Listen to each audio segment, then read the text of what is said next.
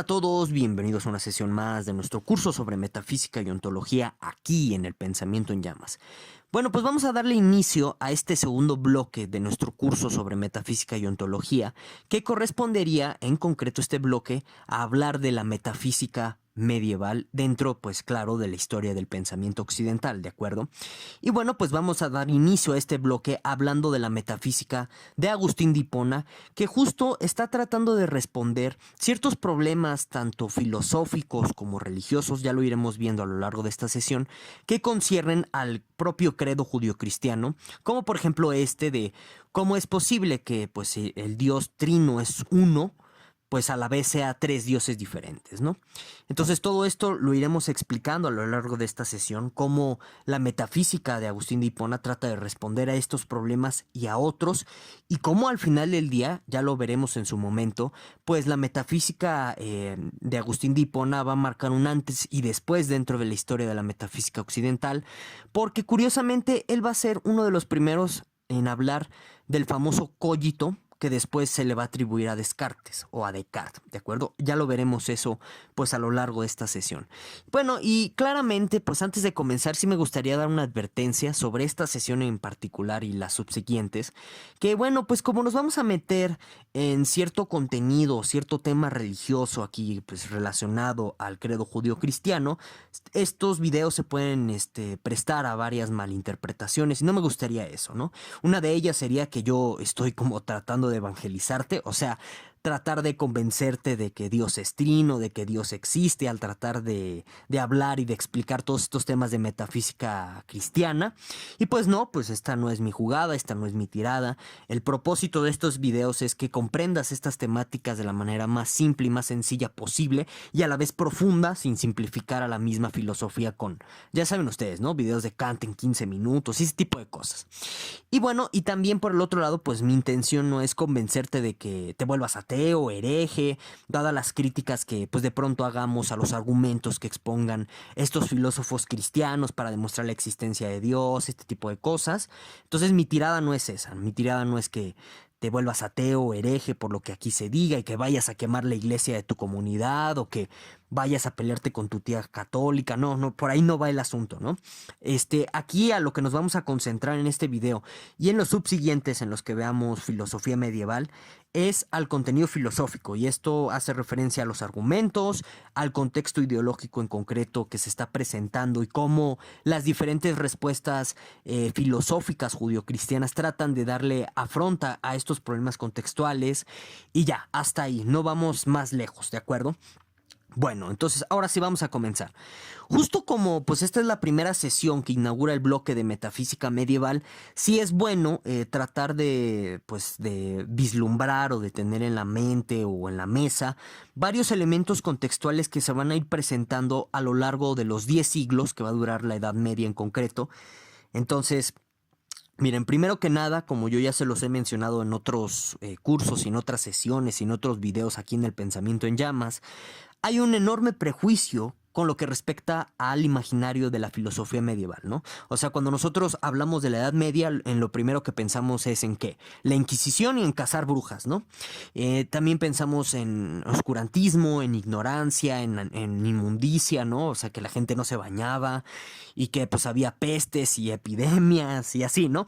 En eso pensamos cuando nosotros nos dicen medievo, ¿no? Medieval, esto es muy medieval. También a veces se usa como un sinónimo de ignorante, de retrógrada. Y son prejuicios en realidad, ¿no? Porque miren, durante el periodo del Renacimiento, durante el periodo de las luces, y también en concreto durante este movimiento que se conoció como el de los enciclopedistas franceses, se trató de pintar como a la Edad Media, como si fuera lo peor, porque justo pues toda esta serie de pensadores, no olvidemos burgueses, no olvidemos pensadores pagados, patrocinados por oligarcas, por mercaderes, etcétera, que después cuando se hagan las grandes revoluciones nacionales del siglo XVIII y XIX van a asumir el poder y van a dejar a toda la sociedad en la situación de desigualdad desigualdad que ya tenían en la Edad Media o incluso en una peor. No olvidemos que todos estos pensadores están tratando de pintar como algo grotesco el pasado para presentar al futuro y a lo que quieren hacer estos pensadores como algo nuevo, como algo que sí va a traer progreso. Y entonces tengamos en cuenta que el discurso positivista nos ha hecho mucho daño a nivel de imaginario colectivo y es por eso que tenemos tan malas imágenes de la metafísica medieval. La metafísica el medievo en general en Europa se divide en tres periodos, ¿no? El bajo, el medio y el alto. Siendo, por ejemplo, estas figuras tan grotescas que nosotros podemos tener de pronto de la Edad Media, como la Inquisición y la cacería de brujas y demás, pues son en realidad parte de la edad, de la Edad Media alta, es decir, ya cuando la Edad Media está acabando. La Inquisición surgió durante esa época. Y entonces, pues bueno, ¿qué sucede con los otros dos periodos históricos que hay detrás? ¿Son igual de grotescos? Pues no, o sea, hay una riqueza, incluso hay propuestas de tolerancia muy interesantes por parte de filósofos árabes, que ya las iremos viendo a lo largo de estas sesiones de nuestro curso sobre metafísica, que van a la contra o van hacia otra dirección de lo que nosotros podríamos imaginar que diría una persona de la época medieval.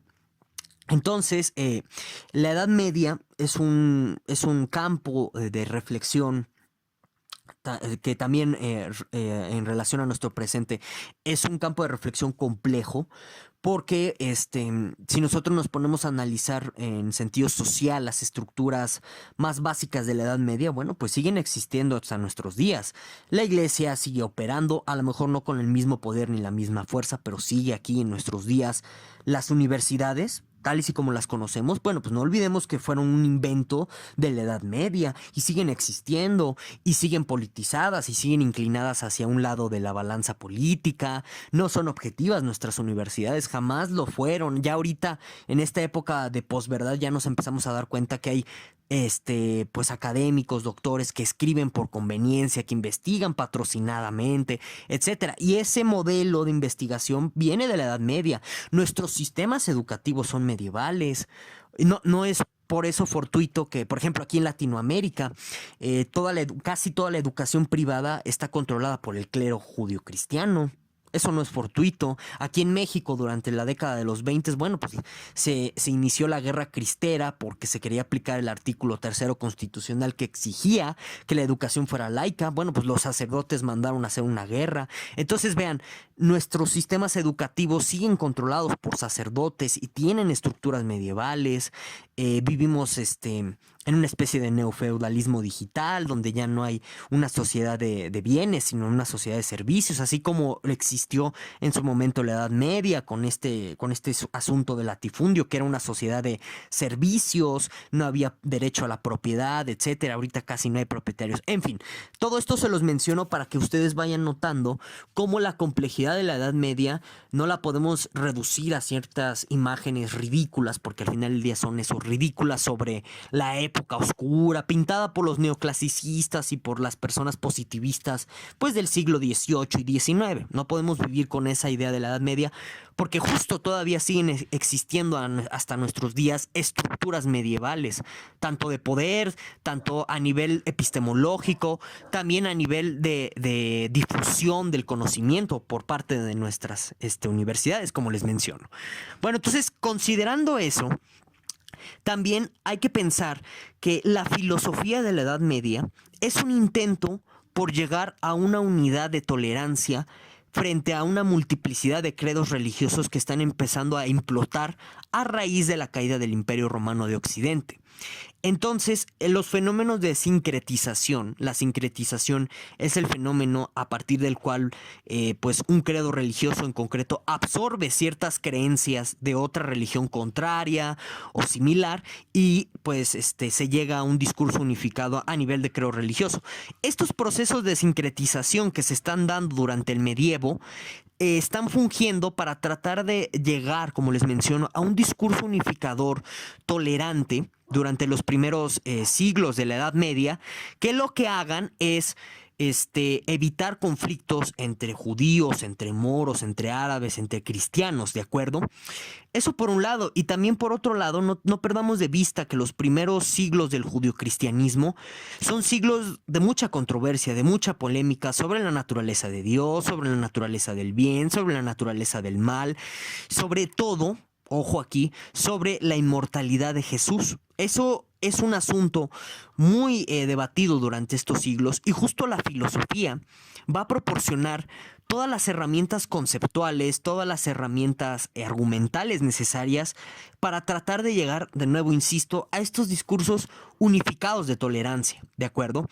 Que de pronto estos padres de la iglesia, estos filósofos medievales considerados como padres de la iglesia, van a dar una u otra lectura de las escrituras, del credo judío-cristiano, que bueno, pues de pronto van a justificar cruzadas, y de pronto van a justificar incluso procesos inquisitoriales, la Santa Inquisición contra, no tanto contra las mujeres, es una falsa idea, sino contra los cátaros. Ese es todo un tema que, pues, si quieren podremos hablar en otro video. La persecución de la iglesia hacia los cátaros. ¿Por qué los persiguieron? No tanto fue por su credo religioso, hay razones económicas detrás, por ejemplo, de esa gran cacería de brujas y demás. Bueno, entonces, como les menciono, la metafísica medieval, ¿no? que se va a empezar a proponer por parte de los padres de la iglesia, intenta llegar a ese punto de unificación de los discursos de tolerancia, de los discursos que propongan un cierto tipo de laicidad en el ambiente, ¿de acuerdo? Y que, claro, propicien pues la simbiosis de sincretización, como les menciono. Ahora, dentro de todo este panorama álgido de multiplicidad de credos religiosos, pues bueno, van a surgir, como les digo, diferentes problemas a los cuales la filosofía medieval va a tratar de dar respuesta. Uno de ellos, ya se los mencioné, perdón, es la naturaleza de Dios, la naturaleza de Jesús, la naturaleza del mal y sobre todo la relación que existe entre razón y fe.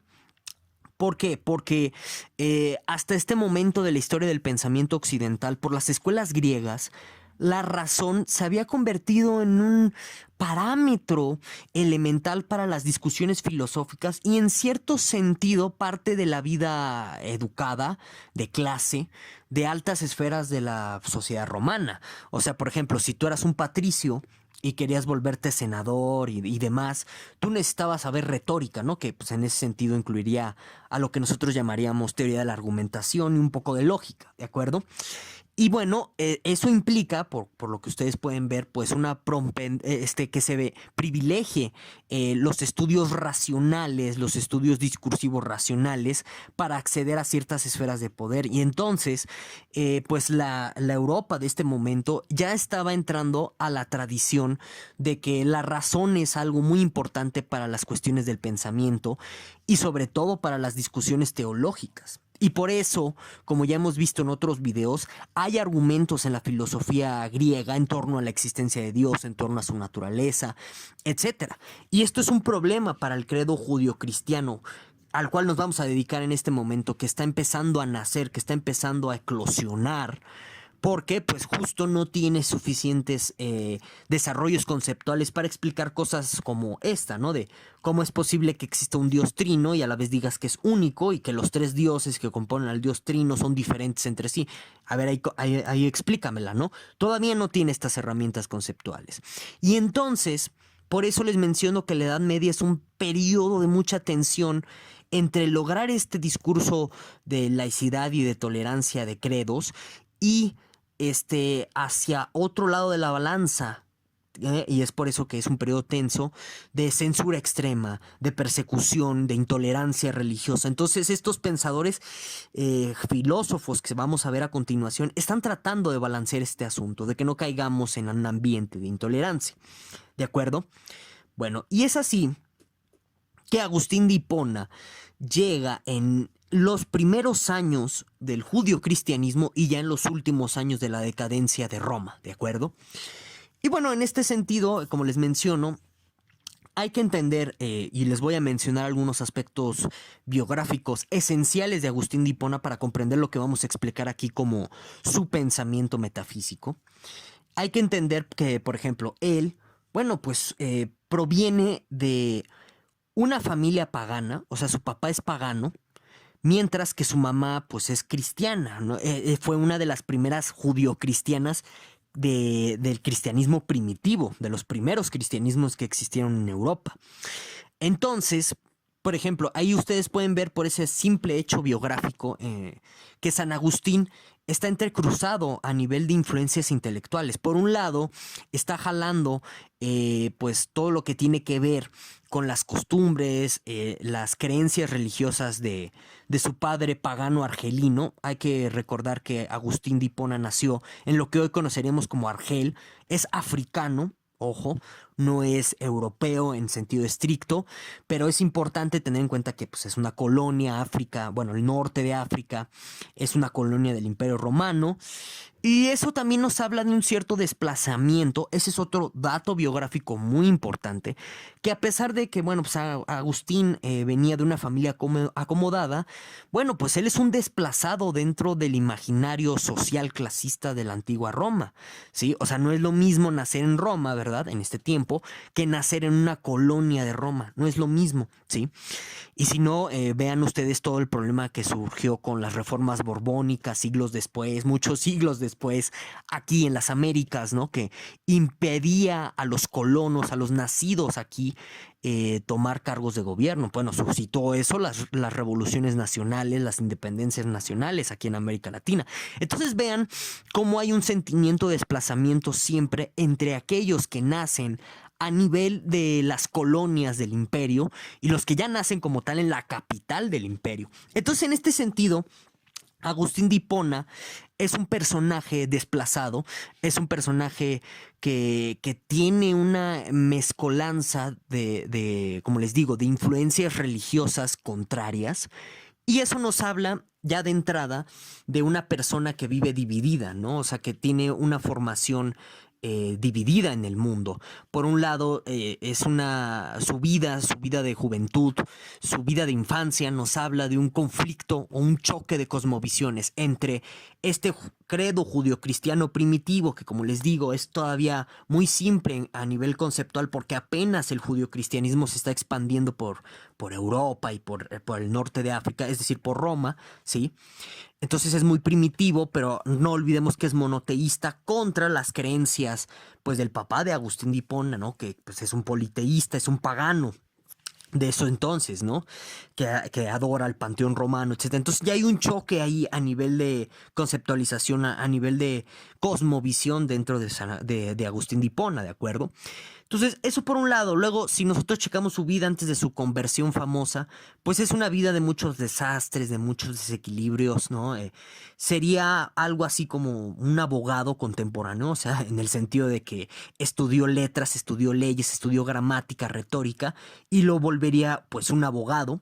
¿Sí? En el sentido contemporáneo de la palabra, en lo que cabe de semejanza, que es decir, o sea, Agustín de Hipona defendía gente en ese momento, ¿no? En ese contexto.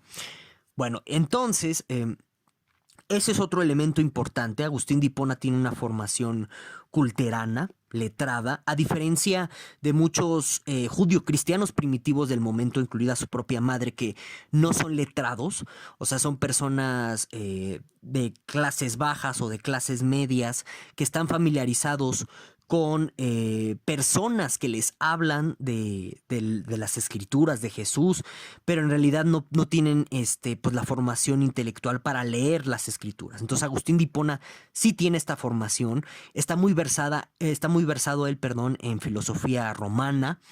Y claro, pues antes de su conversión tiene un problema de manía sexual, o sea, es un adicto al sexo, por lo que podemos leer en su famoso texto, su famoso libro de las Confesiones, que miren, dicho sea de paso, ojo, este texto es tan importante para la historia de la filosofía, no por el contenido religioso, por eso les digo, quiten un momento eso, ¿no? Pónganlo entre paréntesis.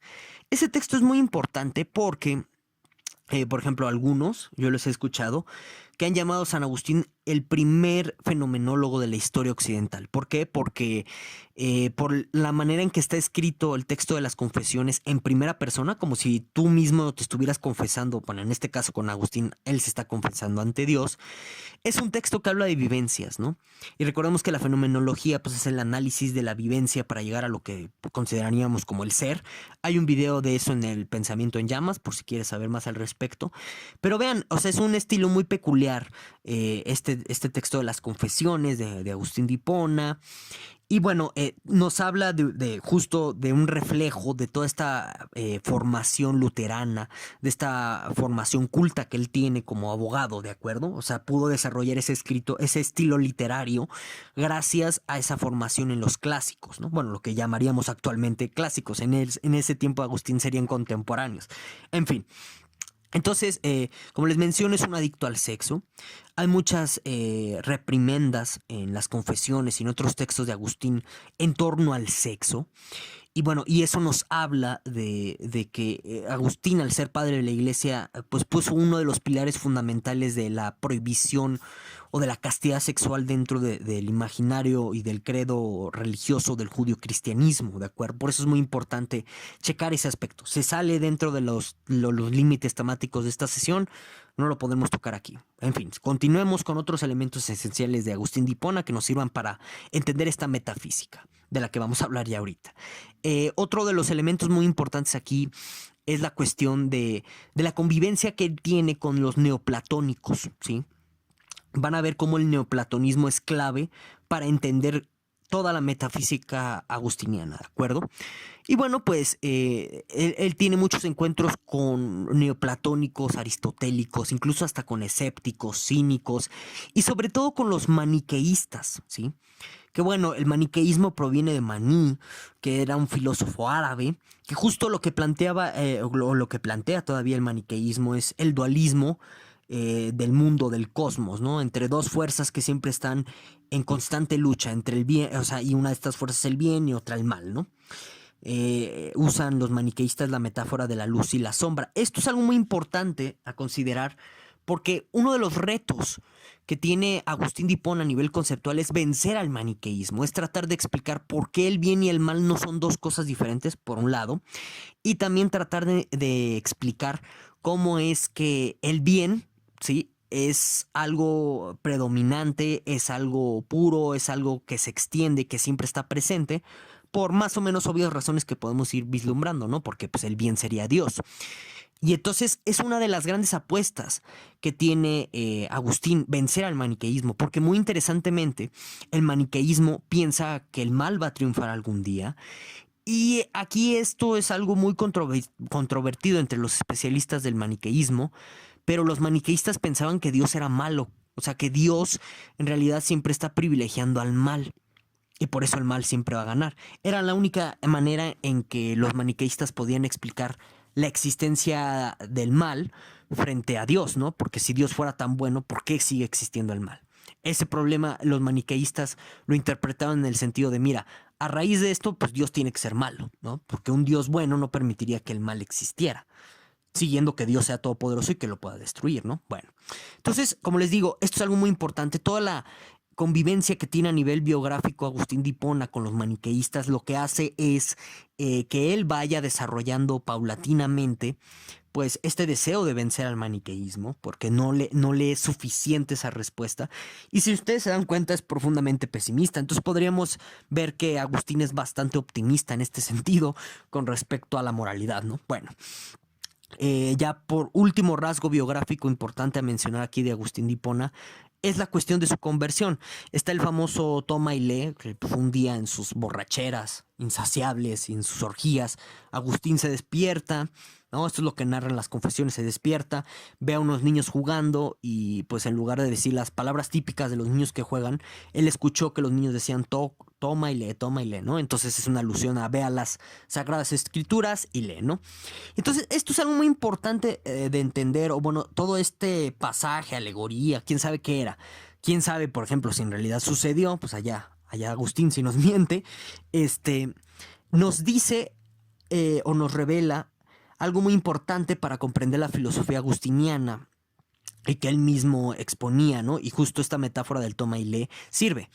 Que para Agustín, para tratar de disolver este problema entre fe y razón, lo que más importa es que uno desde la fe se acerca a la razón, no al revés. Entonces, uno ya introducido, o bueno, uno ya con Dios en el corazón, dice Agustín de Hipona que ya teniendo a Dios como en tu corazón, lo que uno hace es entender a ese Dios. Pero nunca al revés, que tú entiendas para creer, sino que es creer para entender.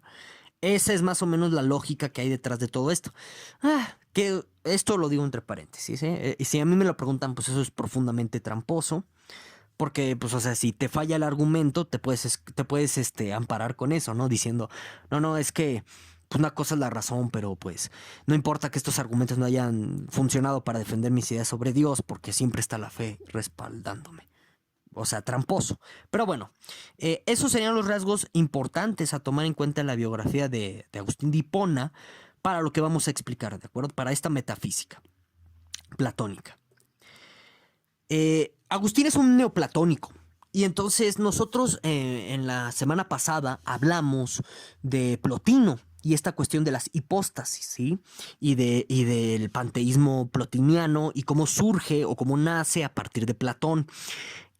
Muchas cosas que voy a explicar aquí pues están más profundizadas en este video de Plotino, entonces yo te invito a que lo veas. Pero bueno, aquí hay que tomar en cuenta, como les digo, que dentro del platonismo de San Agustín o de Agustín de Hipona, para él Dios es el ser, ¿no? Es el ser uno, porque él es inmutable. Entonces, Agustín llega a la conclusión de que Dios es el uno bien, así como lo hace Plotino y a su vez Platón, porque se da cuenta que si el ser fuera mutable, el verdadero ser como la esencia del mundo, y aquí nos hablan ya del panteísmo agustiniano, pero vamos por partes. Dice Agustín, miren, si por definición obviamente Dios tiene que ser el ser, ¿no? Porque pues Dios es Dios y entonces Dios tiene que ser esta esencia del mundo, ¿no? Y claramente, pues en virtud de que Dios es el ser, pues este ser no puede ser inmutable. ¿Qué quiere decir esto? Que el ser no puede cambiar.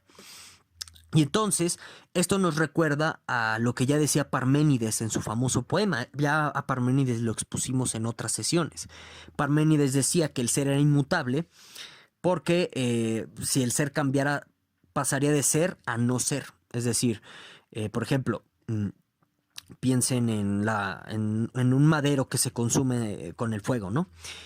Ese madero pues es madero y justo al consumirse, al cambiar, al ser mutable, deja de ser madero, se vuelve no ser y se hace polvo, ¿no? Por ejemplo, o leña, o hollín, no sé, ¿sí? Entonces, por eso el ser en Parménides es inmutable, no cambia porque pasaría a no ser y eso no tiene sentido.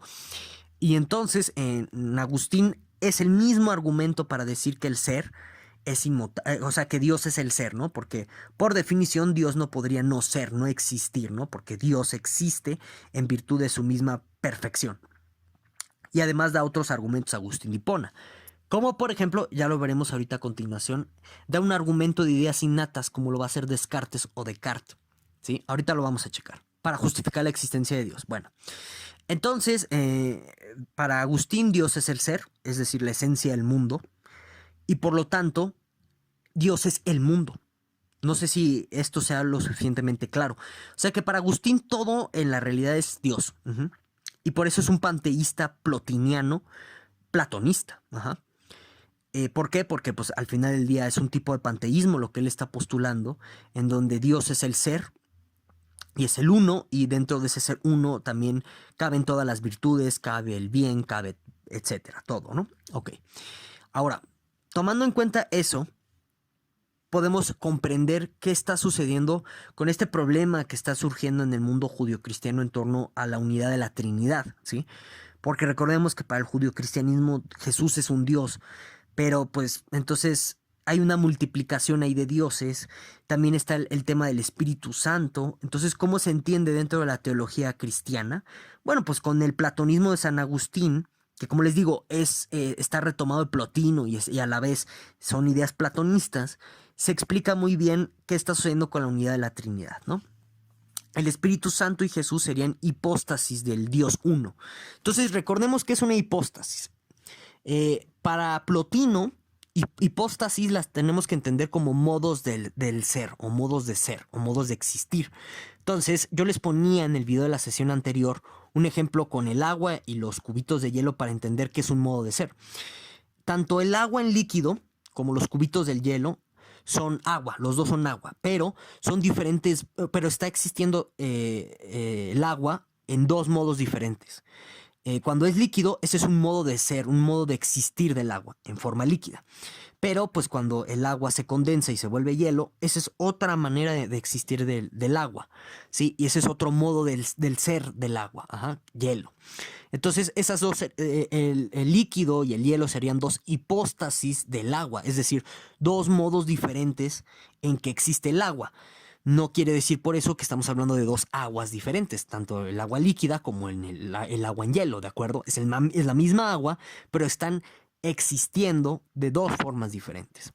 Entonces, con la idea de las hipóstasis o de los dos modos de ser, el Espíritu Santo y Jesús son dos modos de ser, dos modos diferentes de existencia del Dios uno, del Dios verdadero, del Dios creador, del Dios panteísta de San Agustín, ¿de acuerdo? Así es como se explica la unicidad de la Trinidad dentro de la filosofía agustiniana, ¿sí?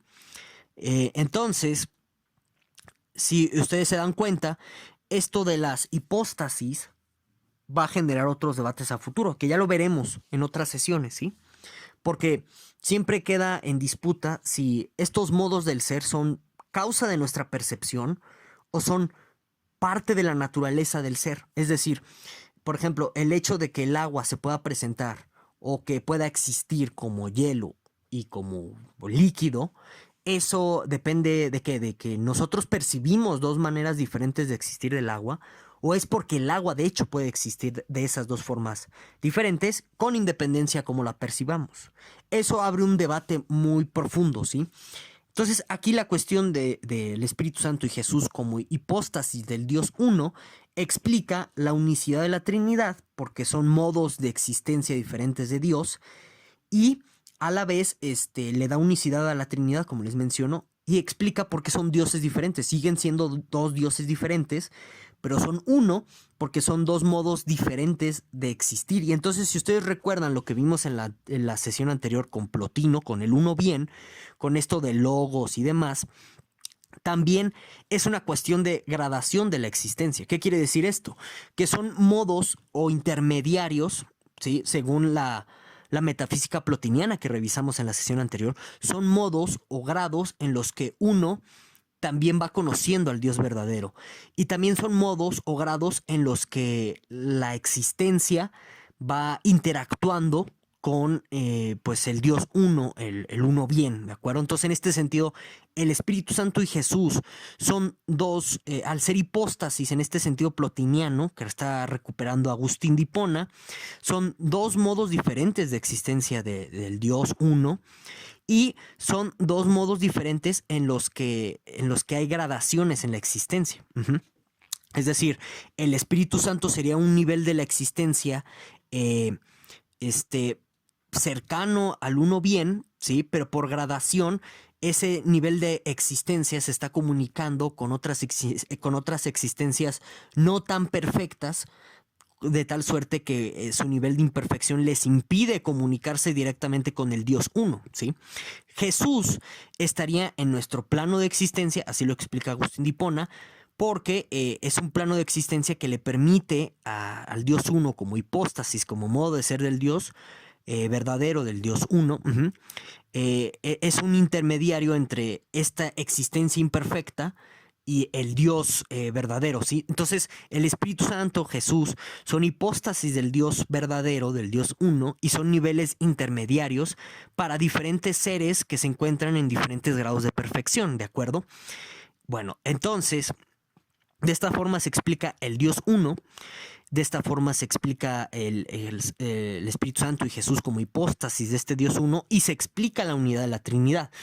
Y justo como San Agustín está retomando el panteísmo platonista que retoma a su vez Plotino, para San Agustín la creación es una emanación de Dios, ¿de acuerdo? Entonces, esto es algo muy importante porque según el nivel de emanación, o sea, pensemos en un rayo de luz, ¿no? Entre más lejano es el objeto que está iluminando, se va a ver más oscuro. Entonces, así es como funciona la realidad creadora de Dios, generadora en Dios, a nivel de perfección e imperfección. Entre una cosa esté más alejada de la fuente original de este uno bien, más imperfecta será. Y entonces toda la realidad, así como en Plotino lo vimos, la realidad terrenal es un reflejo imperfecto de Dios. Por este nivel de alejamiento con la fuente originadora de la luz, que sería Dios, ¿de acuerdo? Se dan cuenta hasta aquí, San Agustín no le ha perdido ni un renglón a Plotino, lo que vimos en la sesión anterior. Pero esto es muy interesante por el tema de la maldad. Ahorita lo vamos a ver.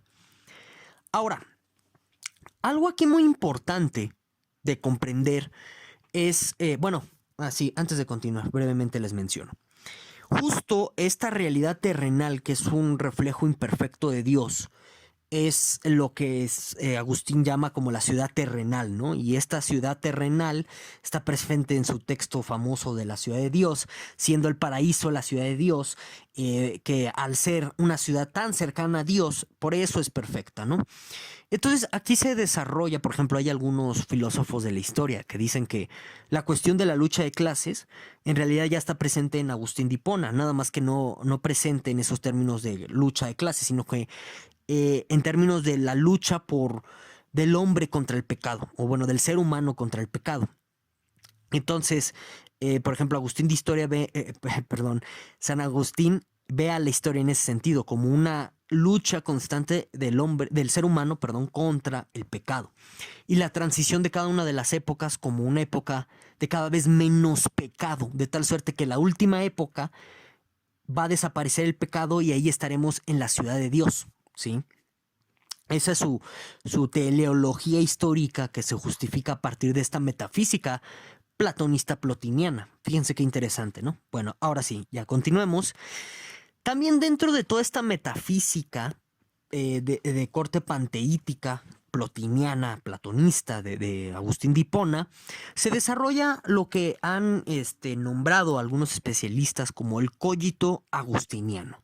Bueno, ¿y qué es esto del cogito agustiniano? Bueno, pues es algo que es un término que se usa para recordar, alucir que Descartes no es el creador del famoso cogito ergo sum, que ya lo hemos explicado en otras sesiones de otros cursos aquí en el Pensamiento en Llamas. El cogito ergo sum, el famoso pienso, luego existo, resultaría, si nosotros nos atenemos a la historia de la filosofía, que no es el autor Descartes, sino Agustín de Hipona. En su texto de las Confesiones, mediante estos ejercicios introspectivos, Agustín de Hipona llega a la conclusión de que la conciencia en el error, la conciencia en el pecado, nos lleva a concluir nuestra propia existencia.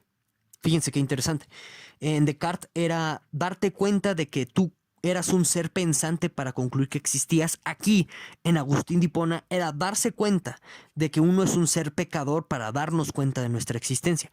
Si ustedes se dan cuenta, la estructura lógica es idéntica, o la misma dirección de que tú, mediante tus facultades mentales, seas autoconsciente para que te des cuenta de tu existencia, es la misma tanto en Descartes como en Agustín de Hipona. Miren, lo cierto es que no hay evidencia de que Descartes haya conocido textos de Agustín de Hipona, por lo que no podríamos hablar de un plagio o algo así por el estilo. Tal parece que es como una conclusión de sentido común, podríamos manejarla así, ¿no?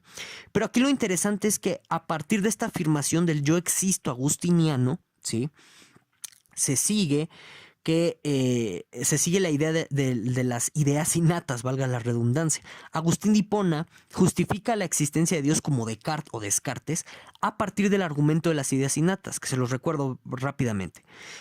Una vez de que tú ya afirmaste tu existencia a partir del cogito, tú tienes que descubrir mediante esta autoconciencia o esta introspección de tu misma actividad mental que dentro de tu pensamiento tienes ideas innatas, ¿no? Según esto, como la de la perfección, como la de la infinitud. Y entonces dándote cuenta que solamente un ser perfecto puede poner ideas así de perfectas, llegas a la conclusión de que existe Dios. Ese es un argumento que da Agustín de Hipona para comprobar la existencia de Dios, diciendo, como tenemos ideas innatas, perfectas dentro de nosotros, ¿sí? Que no aprendimos, que ya nacimos con ellas, entonces fue el Dios creador, Padre Todopoderoso, el que nos puso esas ideas, ¿sí? Para eso está sirviendo el cogito agustiniano en las confesiones, para justificar a Dios, no tanto como para vencer al escéptico, ajá, sí, al genio maligno, ¿no? Que nos lleva a estos escenarios de escepticismo externo, como en el caso de Descartes o Descartes, ¿sí? Esa es otra diferencia importante entre el cogito agustiniano y el cogito cartesiano, el propósito con el cual están planteando ambos la cuestión del cogito. Bueno, entonces esto se los dejo como un dato interesante para que vean cómo conociendo historia de la filosofía, dejas de creer que existe la originalidad pura. Ya todo se ha dicho en la historia de la filosofía, nada más es cuestión de ponerle atención y vas a descubrir un montón de cosas. Bueno, prosigamos. Está la cuestión de cuál es el origen del mal, que como yo les decía, uno de los propósitos fundamentales de la filosofía agustiniana es vencer al maniqueísmo, es tratar de decirles, no, el mal al final del día no va a vencer, y el mal no es Dios, por supuesto. Entonces, ¿cómo explicamos la idea del mal, dada la existencia de un Dios todopoderoso y todo bondad que la puede destruir y sin embargo no destruye la maldad? ¿Cómo la explicamos? Bueno, recordemos que dentro de este panteísmo agustiniano que retomó de Plotino y de Platón, para él la creación es producto de la emanación de Dios, ¿sí? Como Plotino lo explica, ya lo vimos eso en el video de la sesión pasada. Entonces Dios es producto, la creación de Dios es producto de su emanación, por lo que todo es Dios. Sin embargo, si nosotros, y utiliza mucho Agustín las metáforas en torno a la luz, ¿no? Por ejemplo, si nosotros pensamos en el rayo de luz que aquí pueden ver en la pantalla de sus monitores, entre más nos acercamos a la fuente de la luz, ustedes se darán cuenta que, pues, obviamente, pues el lugar está más iluminado, ¿no? Ahí hay mayor luz, valga. Pero conforme nosotros nos alejamos de la luz, hay más y más y más y más oscuridad. Bueno, entonces Dios, al ser la fuente emanadora de todo lo bueno, de todo lo perfecto, de la creación en sí mismo, conforme nosotros nos alejamos de Dios, es que llegamos a la oscuridad y llegamos al mal. Por lo que entre algo esté más lejos de Dios, más malvado va a ser, ¿sí? Entonces, así es como se entiende el mal en Agustín, como ausencia de Dios. Pero ojo, es una ausencia muy particular, si ustedes se pueden dar cuenta, porque es un panteísta, San Agustín, que explica todo al todo como Dios. Entonces, pues, ¿en dónde estaría la ausencia de Dios si el todo es Dios? ¿Cómo entendemos esta ausencia? La ausencia nada más es en términos de emanación, o sea, es una luz que no es que no vaya a llegar a lo más lejos, sino que sí llega, pero tarda en llegar. Entonces ahí viene el optimismo agustiniano moral del que les hablaba. Para Agustín siempre hay posibilidad de que las personas puedan ser tocadas por la luz de Dios, que pueda toda la creación emanar al final del día de esta fuente originaria de Dios, ¿de acuerdo? Entonces, como Dios es todo, por eso esa luz siempre está en todos. Y como les digo, de ahí viene el optimismo moral de Agustín por el cambio, por tratar de pues hacer creer o bueno, a convencernos de que simplemente es una cuestión de que tú encuentres esa luz dentro de ti para quitar esa falsa ausencia de Dios, ¿no? Para que te des cuenta de que Dios siempre estuvo ahí, entonces pues ya, dejes de ser malvado. Entonces, aquí hay un tanto de deje o de rememoranza o nos hace recordar a la tesis socrática de que la maldad es ignorancia. Entonces, aquí en este sentido, la maldad como ausencia de Dios también se entiende como una ignorancia, porque tú ignoras que esa luz divina está dentro de ti, que esa luz emanadora, que es infinita bondad y que es infinita perfección, ya yace dentro de ti, por lo que simplemente te tienes que acercar más a esa fuente emanadora. Porque al final del día, en tanto creación única de Dios, todo está emanado por esa luz divina, todo tiene ese nivel de bondad, todo tiene esa luz interna. Simplemente en el caso del ser humano la tenemos que descubrir. En esa dirección va la moralidad judio-cristiana, si ustedes se dan cuenta. Y también se justifica la evangelización. ¿Por qué? Porque como un proceso de vamos a llevar a Dios a tu vida, no en un sentido de que no la tengas, sino vamos a llevarte a que conozcas a Dios, porque es tu ignorancia la que te hace caer en el mal. Si tú conoces a Dios, ¡pum!, resuelta estará tu vida. Que ese es un discurso que está en nuestros días, incluso con Alcohólicos Anónimos, ¿no? Bueno, eso sería todo. Nada más les pongo aquí en la pantalla pues unos cuantos libros que como siempre uso de bibliografía y que yo se los recomiendo por si gustan seguir profundizando en este asunto. Este libro de Alessaco Reinares, buenísimo, Filosofía de San Agustín, y este otro de Juan Perogles, San Agustín, un platonismo cristiano. También es buenísimo para esta cuestión del sincretismo o de la reiteración que realiza Agustín de Hipona en el tema del judio-cristianismo. Y bueno, sin más, yo me despido. Muchísimas gracias por ver. No olvides dejarme todas tus dudas, objeciones y comentarios aquí abajo en la caja de los comentarios. Y nos vemos hasta la próxima.